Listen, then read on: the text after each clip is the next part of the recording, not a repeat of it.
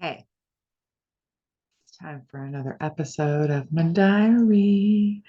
This, I believe, is number 6. And this is going to be a good one. Very significant day. And, after that last entry, I'm going to talk a little bit more about that um, at the end of this one. Anyways, Tuesday, February 14th, 1989, 6:47 p.m. Well, it's final. I broke up with Stephen today for these reasons. Number 1, he doesn't love me or care about me. 2, he's an asshole. 3, he has time for everyone else except for me, of course. 4, he's a liar. 5, he wants to go back with Sherry Heavener, even though he won't admit it. And 6, I don't want to go with him anymore because it's not worth the effort, even though I still love him more than ever. I can't believe what a jackass I've been for letting him lead me on like that. I think he took advantage of my love for him. He never loved me. It's probably not his fault because I've always been one to see things that weren't there. Oh well. But after all that I've been through, I just can't bring myself to hate him. I guess I still love him too much. It was too good to be true. I was so mad at him earlier because of all the hurt and pain of finally realizing how naive I am. So I guess in reality, I wasn't mad at him, but at myself. I still am. This kind of stuff makes me look forward to moving. Either that or wish that we had never met. My mom says it's puppy love, but I know better. I'll live though, hopefully, or I'll live through it, hopefully. Well, at least I'm free now. But what good does it do? I mean, no other guys like me, at least not that I know of. I wish. I wish there was. I don't want to be alone. I wish it had worked out between me and Stephen. God, I love him so. It's over. It's got to be if I'm ever going to be happy. So, on with my life. Dot, dot, dot.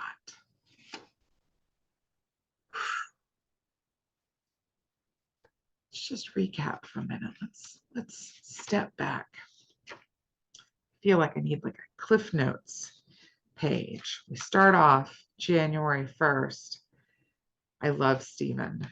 January 2nd, I'm mad at Stephen. January 4th, Stephen doesn't love me. He hates me. I pushed him away. January 5th, he forgave me. I'm so happy. I love him. January 10th, he says I'm a total babe, but I don't know if he loves me or not. January 12th, I found out that I'm either his girlfriend, secret love, or person that he's in total love with. January 17th, I think I'm going to tell Steve that we're just good friends. January 21st, Stephen and I are going together. January 27th, Stephen and I broke up.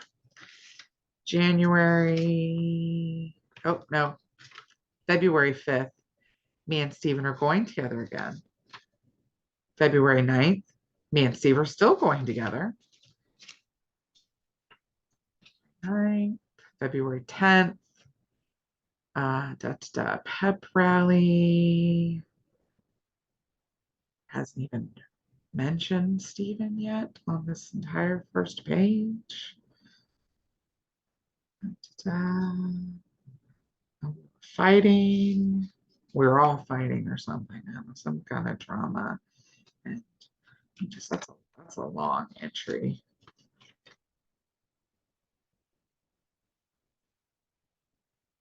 I don't know where we are. I'm moving and we're going to get together in the future, I guess. February 11th, I think I'm going to die and I love him. And then February 14th. He's an asshole. To be 13 again. Do y'all remember that? Were y'all like that? Was just me? Because I swear I felt every day, every single freaking day was a roller coaster. I even write about it at some point. I remember rereading that not long ago, and as an adult looking back,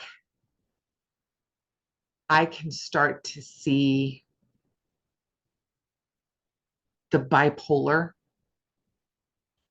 I can definitely see the ADHD, but I can also see just being a 13-year-old girl, I mean, you just get so consumed with love and that boy or that girl or that person, you just get wrapped up in it. It's hard not to. Hormones are just going crazy. And I was just completely mad about Steven. But he wasn't the only one. I really had the hots for David Hayworth. Him sitting at the back of the bus and he had like this blonde hair and the sun would hit it. And we'd be listening to Guns N' Roses and, I was a little headbanger chick and my jean jacket, I was so mousy though. I was so mousy. So, and our friends, me and Steven and Angel and Lori and Shauna and Sherry, we were like the misfits, the dorks, we weren't even like, I was the only like smart kid in the group. The other ones, not that they were dumb by any means, they just, weren't gifted or whatever, they were just normal kids, but they struggled. They had tough home lives. We all had tough home lives. And the thing is, we all do. But we were also the ones who we were in the same socioeconomic class. And we just bonded together. Like as soon as I got there, as soon as I started 8th grade, I immediately fell in with them. And we were thick and thin the whole year, all of us. And the other people that I mentioned were, most of them were popular kids. Like, which entry am I thinking about? I think David is the only other guy I've mentioned besides Jason. Jason was part of our group because Jason was ultimately gay. Steven was gay. I don't know whatever happened to Angel. I think Steven told me. Laura and I reconnected on Facebook a few years back, and then we fell out over Black Lives Matter. She's in Oklahoma City. And it just, I thought we had really reconnected. And then I just realized, no, paths diverged. And, we had some words, but anyway, we were kids then.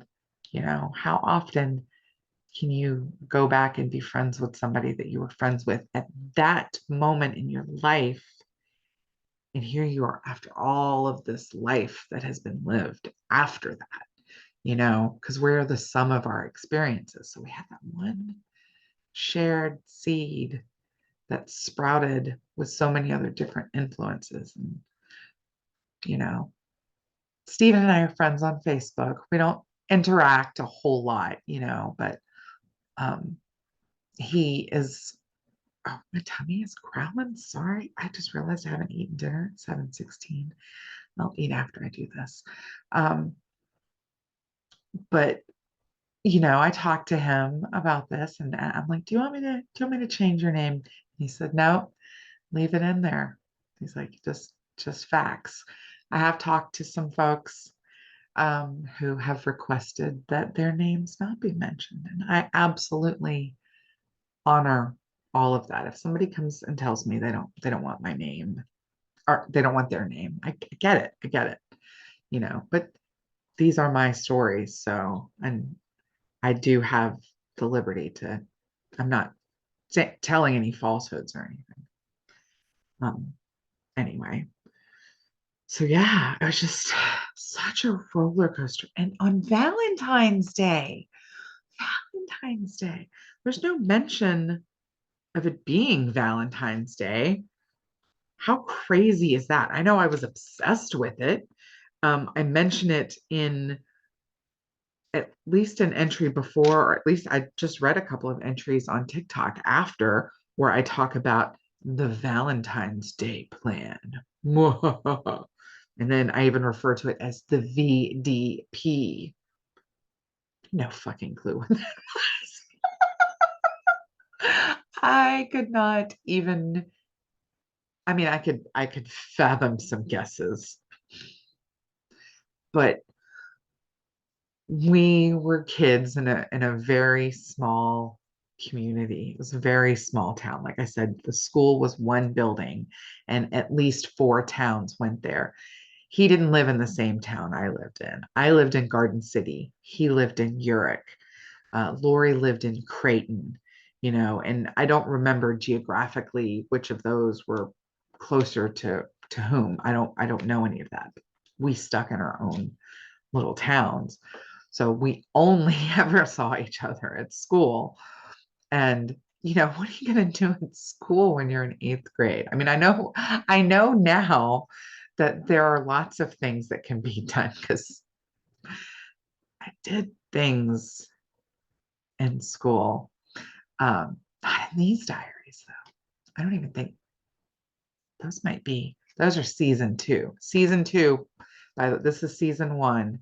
Season two is going to be the next book. This is how far we are. I've read this much so far. So I'm going to try to go through it quickly, but I've cut it down to doing only one entry per video. So that way, we can be more engaged and I'm not dumping as much on you. And just gives me a little bit more flexibility to talk about stuff. But anyway, yeah, Valentine's Day. No mention of Valentine's Day. This is just, it was on a Tuesday. We were at school. I don't understand. School, they do the thing where, at least maybe not then. No, I think, there's always some club doing a fundraiser. You buy a flower or a candy heart from like the Key Club or something, and then you decide when you want it delivered, if you want it delivered in social studies or earth science, which is sixth hour or seventh hour. Sixth hour with Coach Ravello. Oh man, I detested him. And then in seventh hour with Mr. Kelso, who was also my bus driver. And you know what? I detested him also. But in retrospect, I think I would have liked him a little bit more if I, gotten outside of my teenage head. But it doesn't matter. Be very interested to know where those teachers are. I'll have to do a check-in with Stephen and find out. But one thing I did want to come back to that was in my last entry about I thought I was going to die. There was mention of me me being in a hospital and almost overdosing. And the thing about that is I did go into the hospital. I didn't overdose myself. I'd gone into the hospital for a very severe asthma attack and was admitted to the hospital. I don't remember that I was in there for 7 days, but I mean, I wrote it then. I don't know why I would have lied about it. But the thing about the heart attack is, I mean, this was relatively fresh. Would have been only 2 years. So I don't know. The memory is really hazy to me. But what I remember is I remember being in the hospital and they had given me a lot of breathing treatments, which if you've never done those, they just make your heart pound. I guess it's albuterol. I don't know if it's a steroid or whatever, but it just makes your heart fucking pound. So I never really liked doing them anyways. They always made me jittery. That's why asthma kids were so jittery because, those inhalers. So I was in the hospital and they had given me, I had those breathing treatments, but I think they'd also injected me or I'd taken it orally. I don't know. And the way my mom tells the story, told the story, because remember, she's been gone almost 20 years. So I'm piecing together what I can remember, what I remember her saying. And I also have to, a parenthetical inside a parenthetical inside a parenthetical is my mother was very prone to tall tales. She could exaggerate. And when I tell stories, I know it sounds like I'm exaggerating, but I need y'all to know all of this is verifiable. I'm not exaggerating. I don't, I don't need to exaggerate because stuff is crazy enough on its own. I know people will back me up in my comments. People who know me and love me, just some crazy shit in my life. So, anyways, what my mom had told me was I had had a reaction to the drug they had given me, a drug that was called Alupent. And to this day, when I go to a medical office and it asks if you have any allergies, I always list that. I don't even think it's on the market. Nobody has ever fucking heard of it. They're like, what? And I have no idea. Alupent, Alupent. My mom said I had an allergic reaction to it. She said that like my skin had like gone blue and like she could see my heart hitting my chest. And she said that they had like the crash cart like right outside the room, like they were preparing to come in and like restart my heart. I don't remember it being that way.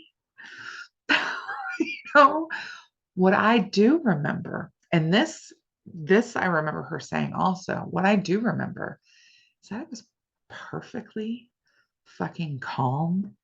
I could not be more serene. I was not scared. I had not the slightest concern about it whatsoever. I remember looking down and I remember seeing my chest move and feeling my lungs and hearing the rasp in my throat, and just experiencing it, like, and I remember my mom talking about that and saying how bad it freaked her the fuck out that like I would have just laid there and just kind of died, just, oh, well, this is a neat thing that's happening. And that is just so me. So when I was talking about that in that last entry, what exactly did I say? Um, da, da, da, da. Geez, sorry, I'm not prepared. I didn't know I was going to be doing a retrospective. It just kind of came on me. Oh, yeah. I said on Saturday, February 11th, I said that blah, blah, blah. This has happened before and it's almost come true. When I was in Rich Hill in seventh grade, one night I started to get this strange feeling. I think it was a couple of months later that I was put in the hospital for a week. While I was there, the doctors accidentally overdosed me and I almost had a heart attack and died. So I didn't want to just throw that out there and let it drop like right after I stopped recording that last episode. I was like, whoa, wait a minute. I want to give some kind of context or something to that. So in reality, I don't know what that situation was. My mother did take my health very, very, very, very seriously. And, she had like notes and stuff. And she used to say that I had like a fucking medical file. I don't know. I was a very sickly child. I don't necessarily remember feeling like a sickly child, but, you know, I have lots of memories of playing and, being a kid, but I also have lots of memories of being really sick. So, which is why I was terrified of COVID. I lived through all of that kind of shit. I didn't need that again. But so this is about 20 minutes. It's a good length.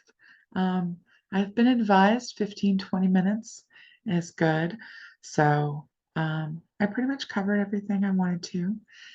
I heard Big Papa come in. I don't know if y'all heard him in the background. I'm not trying to do any kind of sound control or design or any of that because I just can't be about that life right now.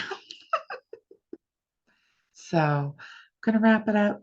Thanks again for joining me on this journey.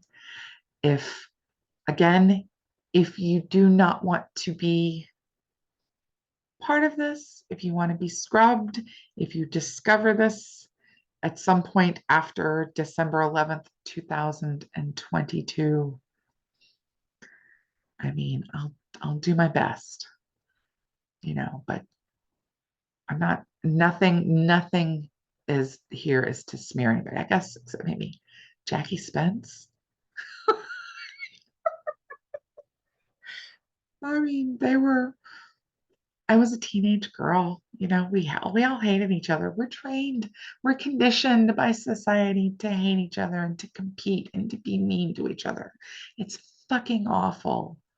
I want to undo that. When I was raising my sister, I remember telling her, you know, girls are going to be your best friend one day and they're going to be your worst enemy the next day. And then they're going to be your boyfriend's girlfriend. And then you're going to steal your boyfriend back. And it doesn't mean anything because I just read what's going to happen in the coming entries. And Jesus fucking Christ. I would not want to be 13 years old for anything, even if I had some kind of normal life circumstances, which it did not. No fucking way. No fucking way. So, anyhow, I'm going to get out of here. Thanks for being here. I love you.